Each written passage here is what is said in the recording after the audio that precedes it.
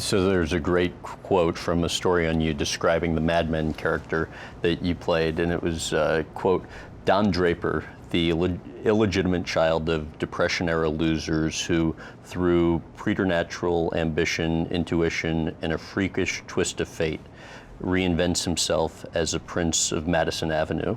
What appealed to you about the role? That's a pretty great description of a pretty great role. I hadn't seen that before. And I certainly had never read a script like that before. And I don't know, there was just a lot about it that to play. You've got this guy who's on the surface, this wildly confident alpha, kind of prototype, but behind the scenes, it's all it's all a sham.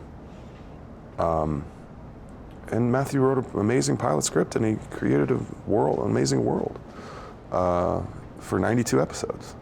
In the TV landscape in the early 2000s, obviously we're in a completely different time now with streaming and this and that, and every iteration of television drama is being kind of exploded and reconstituted.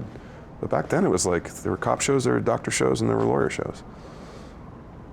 And Sopranos kind of changed it, and then Mad Men changed it, and then Breaking Bad changed it. The Wire changed it. But that's what you had to deal with, or soap operas. Matthew Weiner, the Mad Men creator, was previously a writer on The Sopranos. The HBO passed on the show. AMC ends up getting it. I think he knew from your first audition that you were who he wanted, but you weren't the big name, established actor at the time, so you had to audition time after time after time before finally getting it. After you get the part, you and Weiner go for a walk afterwards. What does he tell you about the role? Well, he told me basically, he goes, "Do you want to hear the backstory?" And I was like, "Sure." And he goes into this whole thing about how he was son of a prostitute and this and that, and never knew his dad, and his stepdad was awful. And I was like, wow, like, you write all this down, or are you just like free associating? Like, what's going on? And it was, we got to kind of see that writ large as the series progressed. The first time you were in costume, in your dressing room, you're looking in the mirror, reciting your lines. What do you see? I remember going to set that day. We shot the pilot at Silver Cup Studios in Brooklyn, New York. And I remember, you get to set at 5:30 in the morning or whatever. Weirdly, there was a dead body in the parking lot. Someone had fallen out of a car off the bridge that went right over the thing and then splatted in the parking lot. So there was one of those little weird cop tricycles and a sheet. And we were all like, what's going on in the parking lot? Like somebody died. But I remember thinking like, putting all the gear on and going through hair and makeup and whatever, and then thinking to myself, well, okay, like you got the job, now you just have to do it. This is what you wanted, so go do it now.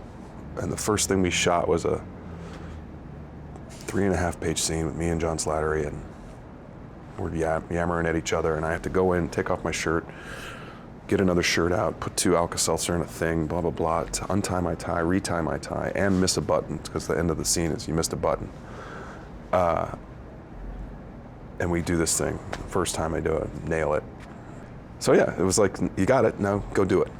Others close to you have said the role caused you to kind of like dig up the soil of family stuff. Others have said the deepness of the character weighed heavily on you. It's not fun to play kind of a sad person day in and day out for 9 years. I mean, it's fun, but it's not, it's not like doing a light comedy. But it's hard. It's hard to be a lead on a television show, full stop. Like the hours are terrible. You don't have much of a life. Especially for me playing Don Draper, you're in every scene. You don't have a day off. I didn't have a day off for like 3 weeks at one point, because I was doing reshoots on The Town, and I was shooting Bridesmaids also, and so I had I worked 21 days in a row. And you're going to bed at 2 in the morning, you're waking up at 6, you're going to bed at midnight, you're waking up at 5. You get tired. It's exhausting. But the energizing part of it is when you're on stage and they call action.